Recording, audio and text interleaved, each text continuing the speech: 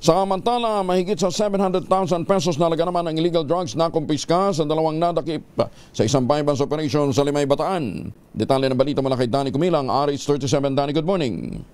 Nasa higit na 7,000 pisong halaga ng droga ang nakumpiska sa dalawang naaresto sa ikinasang drug bypass operation sa Barangay San Francisco, Limay, Bataan. Ang operasyon na isinago alas 3:40 ng hapon ng mga tauhan ni Limay Chief of Police, Police Major GB Albert Dicen, kung saan ang mga suspect na naaresto ay nag-iedad ito pareho sa 49 anyos na kapwa residente din sa nabanggit na lugar. Naaresto ang mga ito matapos makabili sa kanila ng droga ang nagpanggap na buyer.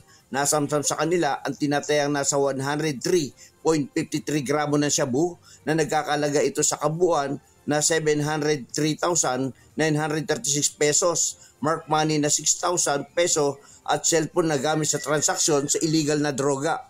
Ang mga nadakip ay nakakulong na sa detention facility ng Limay Municipal Police Station at sasampa ng mga ito nila Police Major Jimmy Albert Dicen ng kasong paglabag sa Republic Act 9165 o ang Comprehensive Dangerous Drug Act of 2002.